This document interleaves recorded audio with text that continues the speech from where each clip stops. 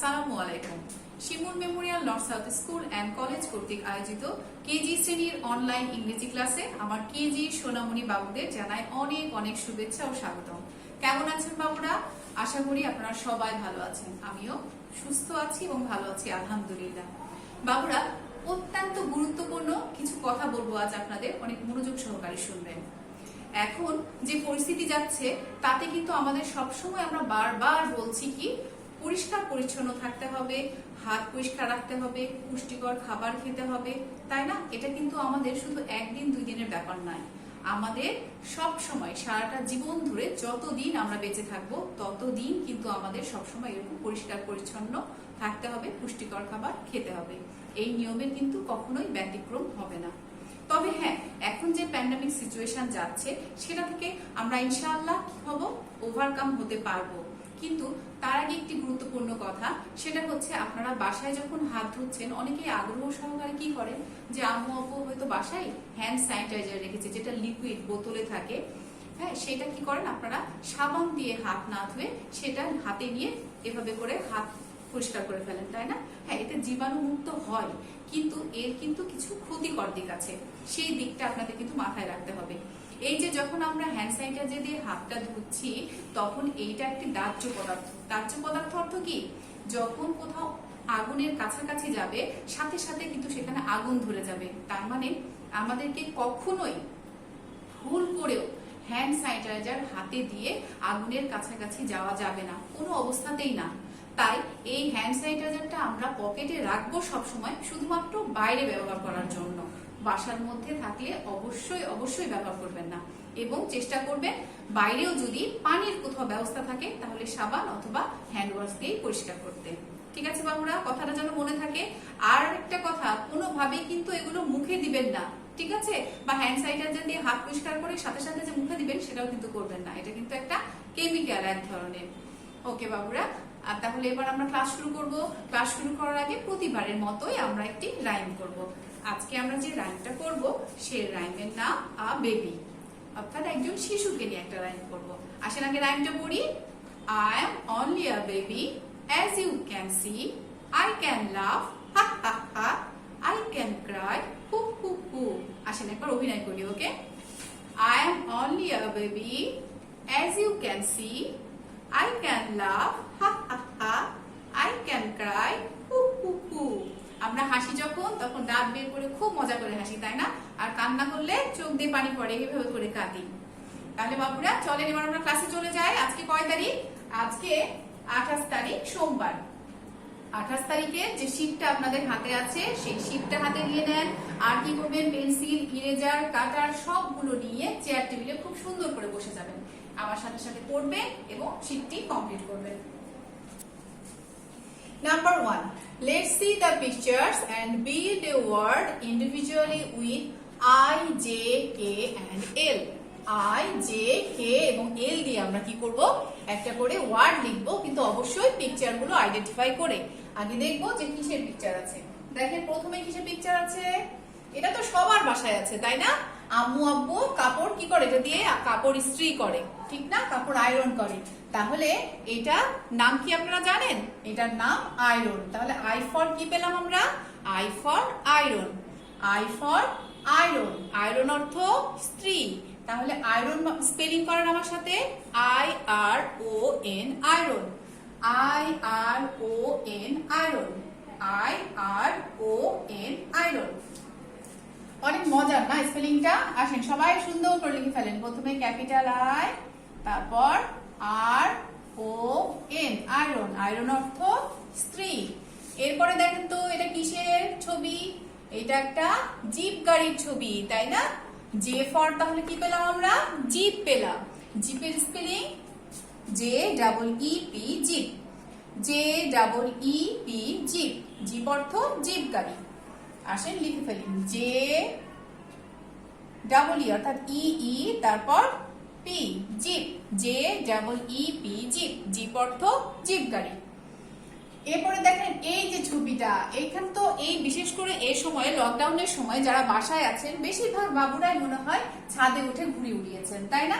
আম্মু আব্বুর সাথে বা ভাইয়াদের সাথে, বড়দের সাথে। কিন্তু ঘুড়ি ওড়ানোর সময় কিন্তু কেউ আপনারা ছাদের একদম ধারে যাবেন না, ঠিক মাঝখানে থেকে, আর অবশ্যই বড়দের সাথে যে উড়াবেন। ওকে, তাহলে এটা একটা ঘুড়ির ছবি। তাহলে ঘুড়ির ইংরেজি কি? ঘুড়ির ইংরেজি কাইট। তাহলে আমরা কি ওয়ার্ড পেলাম? K for kite.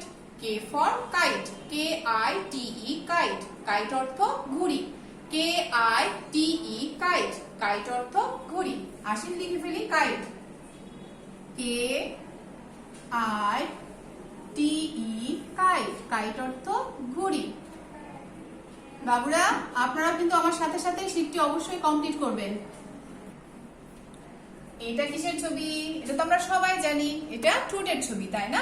আর ঠোঁটের ইংরেজি লিপ। ঠোঁটের ইংরেজি লিপ। লিপ অর্থ ঠোঁট। L I P lip. L I P lip. Lip অর্থ ঠোঁট।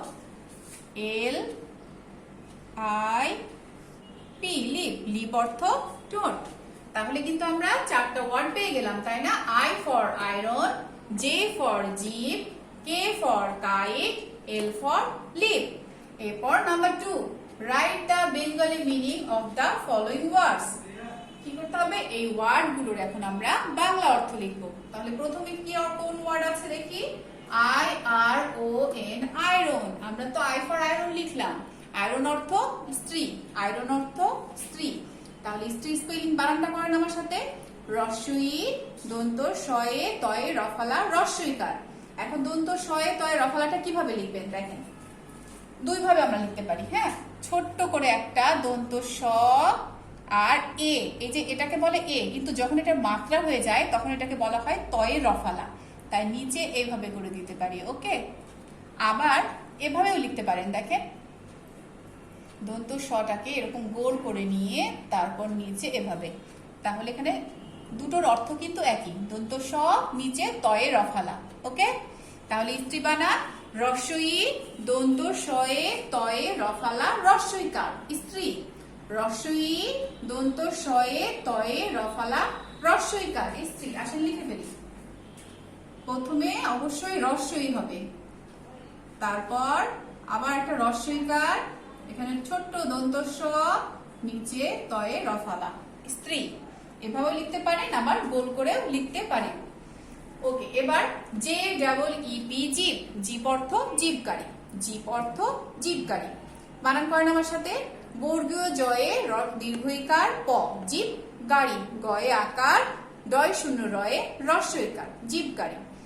বর্গীয় জয়ে দীর্ঘইকার প, জিপ গাড়ি। গয়ে আকার, ডয় শূন্য রস্বইকার, জিপ গাড়ি।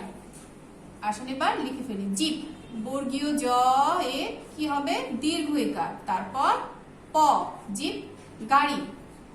গয়ে আকার, ডয় শূন্য রস্বইকার। লেখার সময় অবশ্যই কোনটা পূর্ণমাত্রা হবে কোনটা অর্ধমাত্রা হবে সেটা কিন্তু খেয়াল করে অবশ্যই লিখবেন। ওকে, বর্গীয় জয়ে দীর্ঘইকার প, গয়ে আকার, ডয় শূন্য রস্বইকার, জিপ গাড়ি। K I T E kite. Kite অর্থ ঘুড়ি। কাইট অর্থ ঘুড়ি। ঘয়ে রস্যকার, ডয় শূন্য রস্বইকার, ঘুড়ি। ঘয়ে রস্যকার, ডয় শূন্য রস্বইকার, ঘুড়ি। ঘুড়ি, ঘ রস্যকার হু, রি, ডয় শূন্য রস্বইকার, রি। আপনারা সবসময় বানান লেখার সময় এভাবে করে ভেঙে ভেঙে উচ্চারণ করে লিখবেন। আর ভেঙে ভেঙে উচ্চারণ করে বানান লিখলে কি হয়? আমাদের পরবর্তীতে যে কোনো বানান করতে খুব সহজ হয়ে যায়। আপনারা যখন রিডিং পড়বেন, বাংলা যখন বানান করে পড়বেন, তখন দেখবেন এরকম করে শব্দগুলো যদি আপনি ভেঙে ভেঙে পড়তে পারেন, তাহলে একটা সম্পূর্ণ বাক্য পড়তে পারবেন। L I P lip. Lip অর্থ ঠোঁট। লিপ অর্থ ঠোঁট। ঠয়ে ওকার চন্দ্রবিন্দু ট, ঠোঁট। ঠয়ে ওকার চন্দ্রবিন্দু ট, ঠোঁট। ঠয়ে ওকার চন্দ্রবিন্দু ট, ঠোঁট। ঠয়ে ওকার, এই পাশে আমরা দিব চন্দ্রবিন্দু। ওকে, এই আকারের উপরে কিন্তু চন্দ্রবিন্দু দিবেন না। ট, ঠোঁট। অনেকেই কিন্তু এখানে চন্দ্রবিন্দু দেন, সেখানে কিন্তু চন্দ্রবিন্দু দিবেন না। ঠয়ে ওকার চন্দ্রবিন্দু ট, ঠোঁট। ঠয়ে ওকার চন্দ্রবিন্দু ট, ঠোঁট। লিপ অর্থ ঠোঁট। তাহলে কি কি পড়লাম? আয়রন অর্থ স্ত্রী, জিপ অর্থ জিপগাড়ি, কাইট অর্থ ঘুড়ি, লিপ অর্থ ঠোঁট। এবার number 3, write the name of following 3 birds in English. তিনটি কি লিখবো আমরা? পাখির নাম লিখবো। কিন্তু অবশ্যই নিচে যে ছবিগুলো দেয়া আছে সেই ছবিগুলো আইডেন্টিফাই করে তারপর সেখানে লিখবো। দেখেন প্রথমে ঠোঁট দেখেই বোঝা যাচ্ছে এটা কি পাখি, এটা টিয়া পাখি, তাই না? আর টিয়া পাখির ইংরেজি তো আমরা জানি, টিয়া পাখির ইংরেজি প্যারট। টিয়া পাখির ইংরেজি parrot, PARROT, parrot, PARROT, parrot. Parrot অর্থ টিয়া পাখি, PARROT, প্যারট। আসেন লিখে ফেলি প্যারট, PARROT,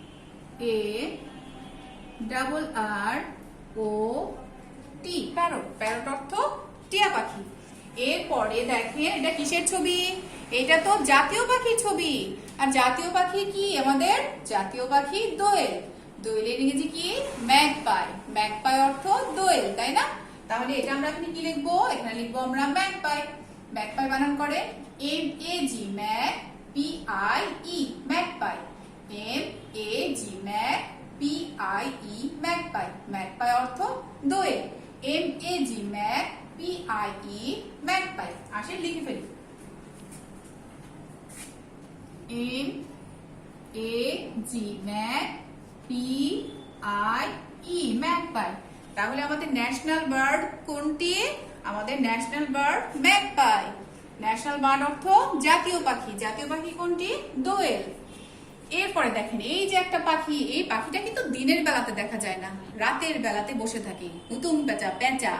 আর পেঁচার ইংরেজি আউল। পেঁচার ইংরেজি আউল, OWL, আউল, OWL, আউল, OWL, আউল, OWL, আউল। আপনারা এই দুটো পাখি দেখলেও অনেকে পেঁচাটা দেখেননি, তাই না? পেঁচা সাধারণত গ্রামের দিকে বেশি দেখতে পাওয়া যায়, শহরের দিকে পেঁচা কম দেখতে পাওয়া যায় এবং রাতে পেঁচা দেখতে পাওয়া যায়। এবার number 4, mention the names of first 4 months of the year in English. আমরা জানি যে 12 মাসে 1 বছর, তাই না? 12 মাসে একটি বছর হয়। এই 12 মাসের নামও আমরা জানি। এখন আজকে আমাদের লিখতে হবে কি? এই 12 মাসের মধ্যে প্রথম 4 মাসের নাম লিখতে হবে। তাহলে আসেন আগে মাসের নামগুলো আমরা একটু পড়ে নেই। January, February, March, April, May, June, July, August, September, October, November, December. 12টি হয়ে গেল। তাহলে প্রথম 4 মাসের নাম কি কি? January, February, March and April. তাহলে এই 4টি মাসের নাম আমরা মুখস্থ করব এবং লিখব। আসেন আমার সাথে আগে মুখস্থ করেন জানুয়ারি বানান। আপনারা সবসময় বানান করার সময় ভেঙে ভেঙে করবেন। আবারও বলছি জানুয়ারি, তার মানে আমরা 4 বারে বানানটা কিন্তু বলতে পারবো।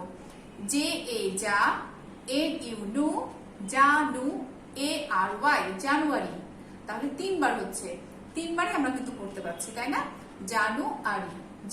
জা, NU, নু, ARY, জানুয়ারি। জা, NU, নু, ARY, জানুয়ারি। আসেন এবার লিখে ফেলি জানুয়ারি। জা, NU, নু, ARY। আপনারা এভাবেই করে কিন্তু স্পেলিংটা করবেন এবং লিখবেন, তাহলে দেখবেন বানান কখনোই ভুল হবে না, কখনোই আপনাদের লিখতে যে ভুল হবে না। আর সেকেন্ড মান্থের নাম ফেব্রুয়ারি, FEB, ফেব, RU, ARY, ফেব্রুয়ারি। FEB, ফেব, RU, ARY, আরি, ফেব্রুয়ারি। FEB, ফেব, RU, ARY, আরি, ফেব্রুয়ারি। FEB, ফেব, RU, ARY, আরি। আপনারা বাবুরা প্রায় করেন কি ফেব্রুয়ারি লিখতে যে এইখানে যে বিটা আছে ভুল করে ডি লিখে ফেলেন। এটা যেন ভুল না হয় এটা খেয়াল করবেন, তাহলে কিন্তু পুরো নাম্বারটাই কাটা যাবে। ওকে, তাহলে জানুয়ারি হলো, ফেব্রুয়ারি হলো। এবার মার্চ, MARCH, মার্চ। এটা আমরা একবারে বানান করব। MARCH, March. MARCH, March. MARCH, March.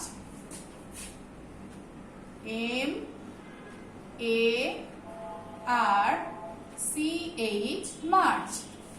এরপর 4th মান্থ, তাই না? আমরা ফার্স্ট মান্থ লিখলাম, সেকেন্ড মান্থ, থার্ড মান্থ এবং এখন ফোর্থ মান্থ। ফোর্থ মান্থের নাম April, APFRIL, reel, April, APFRIL, reel, April.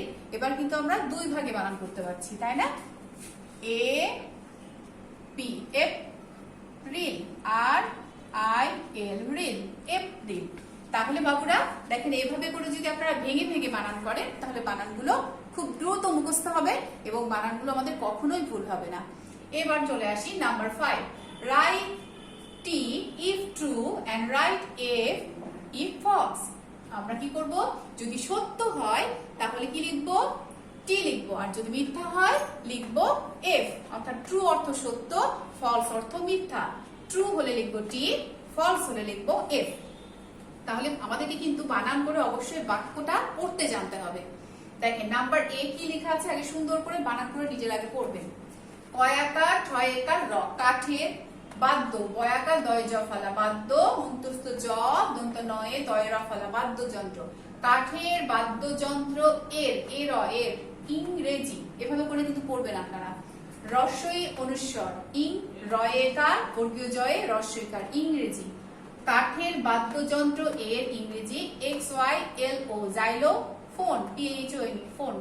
তাহলে কাঠের বাদ্যযন্ত্র এর ইংরেজি জাইলোফোন। সত্য না মিথ্যা? True or false? অবশ্যই ট্রু, কারণ আমরা জানি জাইলোফোন অর্থ কাঠের বাদ্যযন্ত্র। তাহলে আসেন এখানে লিখে ফেলি টি। বাবুরা অবশ্যই কিন্তু সত্য মিথ্যার ক্ষেত্রে আপনারা বানান করে করে পুরো বাক্যটা পড়বেন, পড়ে তারপর বুঝে শুনে তারপর লিখবেন। My, MY, my mother, MOTHER, mother, my mother, এর বাংলা, বয়াকার অনুস্বার লয়াকার লা, বাংলা। সরেয়া ম, বয়শূন্য রয়াকার, বয়শূন্য র, আমার, তাই না? সরেয়া ময়াকার বয়শূন্য র, আমার মা। মাই মাদার এর বাংলা আমার মা, সরেয়া ময়াকার র, আমার, ময়াকার মা। তাহলে মাই মাদার, মাই মানে আমার, মাদার অর্থ মা। তাহলে কি ট্রু অর ফলস? অবশ্যই ট্রু, কারণ আমরা জানি মাই মাদার অর্থ আমার মা। এখানে টি লিখলাম। এবার আসেন কি লেখা আছে? SIT, sit down, DOWN, down, sit down অর্থ বসা। বাবুরা আমরা জানি যে আপনাদের যখন আমরা যখন ক্লাসে ঢুকি তখন আপনাদের কি বলি? সিট ডাউন, তাই না? আপনারা উঠে দাঁড়ান, বলেন গুড মর্নিং মিস, তারপর আমরা তখন বলি good morning everybody, sit down. তার মানে আপনাদের কি বলি? আমরা বসতে বলি। সিট ডাউন অর্থ হচ্ছে বসো। সিট অর্থ শুধু সিট যদি থাকতো তাহলে সিট অর্থ বসা, কিন্তু যখন বলছি আপনাদেরকে, যখন আপনাদেরকে আমি বলছি যে সিট ডাউন অর্থ বসো, তার মানে এটা কিন্তু ফলস। এখন অবশ্যই আপনাদেরকে বানান করে দেখতে হবে যে এটা কি লেখা আছে। ব দন্ত সয়াকার বসা, তার মানে এটা ফলস হবে। এফ যদি লেখা থাকতো বসো তাহলে এটা ঠিক হতো। সিট ডাউন অর্থ বসো, এখানে লেখা আছে সিট ডাউন অর্থ বসা, তার মানে এটা ফলস। আমরা এখানে অবশ্যই কি লিখবো? এফ লিখবো। এরপর দেখেন CRICKET, ক্রিকেট। ক্রিকেট একটি কনফিডেন্স, এটা কি সত্য? ক্রিকেট তো একটা খেলার নাম, স্পোর্টস, তাই না? আর এখানে কি আছে? যানবাহনের নাম লেখা আছে। ক্রিকেট কি যানবাহনের নাম? তাহলে এটা ফলস। তাহলে আমরা এখানে লিখবো এফ। বাবুরা এর মধ্যে দিয়ে কি করলাম? আমরা আমাদের রাইটিং আইটেম কিন্তু শেষ করে ফেললাম। এবার আসেন আমরা এখন ওরাল আইটেমটা পড়বো। যেগুলো আমরা আজকে লিখেছি সেটা আমরা এখন একবার মৌখিকভাবে পড়ে নিই। সবাই আমার সাথে পড়েন। লেটার KL দ্বারা গঠিত word. K for kite, KIT, kite, kite অর্থ ঘুড়ি। L for lip, LIP, lip, lip অর্থ ঠোঁট। K for kite, L for lip, K for kite, L for lip. ইংরেজিতে 5টি পাখির নাম। আমরা আজকে 3টা পাখির নাম লিখেছি, কিন্তু আমরা 5টি কেন? চাইলে আমরা অনেকগুলো পাখির নাম লিখতে পারি, তাই না? তাহলে পরে ম্যাগপাই, আউল, ডোভ, প্যারট, ক্রো। ম্যাগপাই অর্থ দোয়েল, আউল অর্থ পেঁচা, ডোভ অর্থ ঘুঘু, প্যারট অর্থ কি? টিয়া পাখি, প্যারট অর্থ টিয়া পাখি। তাহলে ম্যাগপাই, আউল, ডোভ, প্যারট, ক্রো। ম্যাগপাই, আউল, ডোভ, প্যারট, ক্রো। ইংরেজিতে বছরের প্রথম 4 মাসের নাম। ইংরেজিতে বছরের প্রথম 4 মাসের নাম আমরা পড়ে লিখে ফেলেছি। কি কি লিখেছি? জানুয়ারি, ফেব্রুয়ারি, মার্চ, এপ্রিল। জানুয়ারি, February, March, April. Iron zip এর বাংলা অর্থ কি? আয়রনের বাংলা অর্থ স্ত্রী। আয়রনের বাংলা অর্থ স্ত্রী। জিপের বাংলা অর্থ জিপগাড়ি। জিপের বাংলা অর্থ জিপগাড়ি। এরপরে বাবুরা আসেন, তাহলে আমরা এখন কি করব? আমরা লাস্টে আপনাদের যে রাইমটা আছে বেবি, সেটা আমরা আবার পড়ব এবং অভিনয় করব। আসেন আমার সাথে সবাই কিন্তু অভিনয় করবে। আপনারা সবাই তো বেবি, তাই না? বেবি না? তাহলে আমাদের কেজির সব বেবিরা কি করবেন? Stand up, everybody stand up. A baby, I am only a baby, as you can see. I can laugh, ha ha ha. I can cry, hoo hoo hoo. বাবুরা, আশা করি সবাই আপনারা শীতটা খুব সুন্দর করে শেষ করেছেন। সবাই ভালো থাকবেন, সুস্থ থাকবেন, অনেক অনেক আনন্দ থাকবেন। আবারও আপনাদেরকে অনেক অনেক শুভেচ্ছা জানিয়ে আজকে ক্লাসটা এখানে শেষ করছি। সবাইকে অনেক অনেক ধন্যবাদ।